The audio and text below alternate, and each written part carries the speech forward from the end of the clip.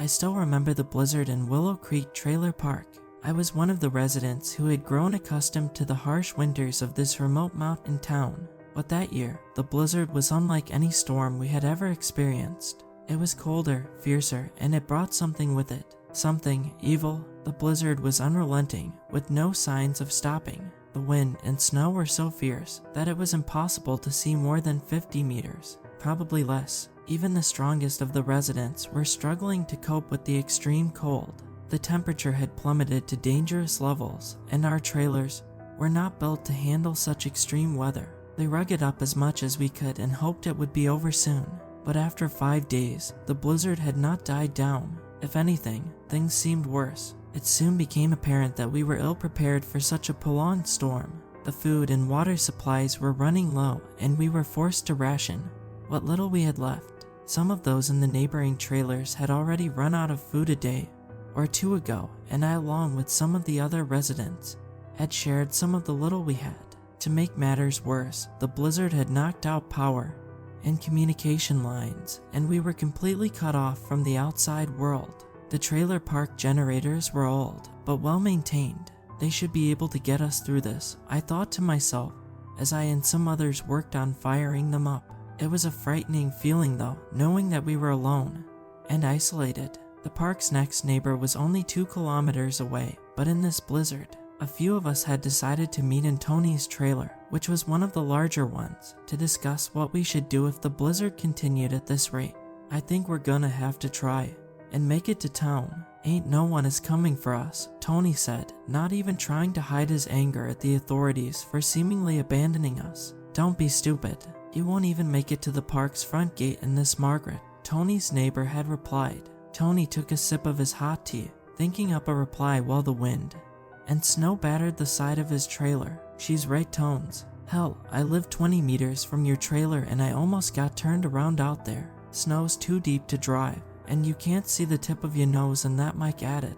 Tony grunted, more in annoyance than agreement, but didn't say any more. We spent the next few hours together, drinking hot tea and coffee and playing board games. We agreed that we would help each other out and the others in the trailer park as much as we could.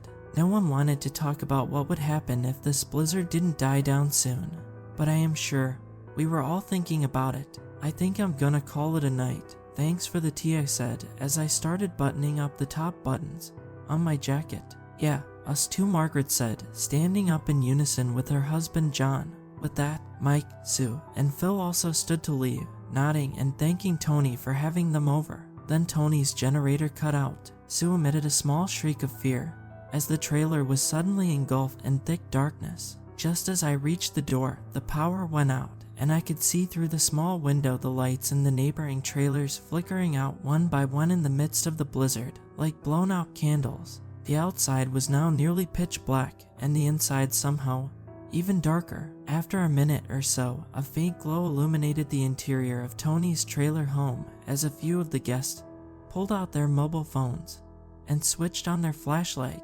A light created flickering shadows around the room and failed to fully penetrate the corners, but it was still a relief nonetheless. Mike, who was next closest to the door, started to move towards the door and reached for the handle. No, don't, I said quickly, grabbing his arm and pulling it away. Hey, what the? He started to say, but stopped himself as he watched me lock the door and put my finger to my lips. Something's not right, I whispered. All the generators can't just cut out like that.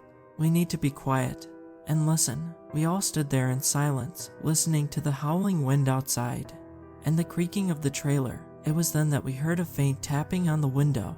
We all turned to look, but it was too dark to see anything outside. Is anyone out there? Margaret called out, her voice trembling. There was no response, only the tapping grew louder and more insistent. It was then that we saw the shadows outside the window, moving and shifting in the blizzard. It was clear that someone or something was out there, trying to get in. That's when Margaret repeated, is anyone out there? Only her voice came from outside the trailer. I spun my head to look at Margaret, and in the dimly lit room, I saw the blood drain out of her face, eyes wide in terror. Something had mimicked her voice perfectly. We stood, frozen in place, not making a sound. Is anyone out there? Margaret's voice again, from outside the trailer. Margaret made a whimpering sound, and collapsed into John's arms as her legs turned to jelly. "Is there anyone out there?" This time the voice had dropped pitch. It was still her voice, but sounded more menacing. "Is there anyone out there?" Bang! They all jumped in fright as something slammed against the door. Bang! This time the door buckled a little. Now more knocking and tapping all around us, every window, every wall. Bang! A third loud hit against the door. Tony whispered urgently, "We need to barricade the door. Quick, find anything you can to block it." We sprang into action, grabbing whatever we could find. Chairs, tables, even the board games we had been playing earlier. They worked frantically, our hearts racing with fear as the banging on the door grew louder and more insistent. Finally, we had piled enough furniture against the door to make it difficult for anything to get through. Tony quickly gestured for us to move to the back of the trailer, away from the door. We stumbled over each other in the darkness, trying to get to the back of the trailer as quietly as possible. The tapping and banging on the door, window, and walls continued, growing more frantic by the second.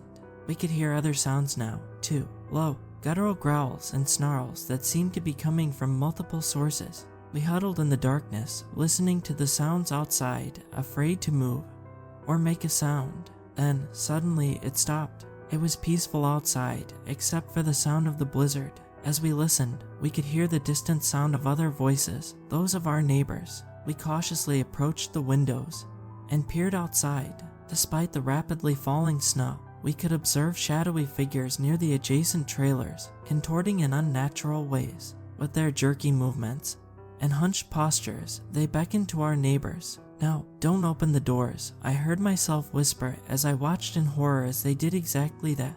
Through the darkness and the snow, we watched in horror as the figures ripped the doors open and dived into the trailers amidst screams of terror. Now I heard Margaret whimper as we were left to sit helplessly and listen to the deafening screams of men, women, and children echoing out around the trailer park. This was the longest night of my life.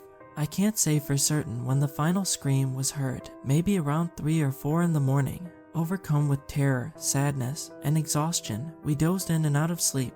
One by one, we woke to an unusual stillness that had been absent for a week.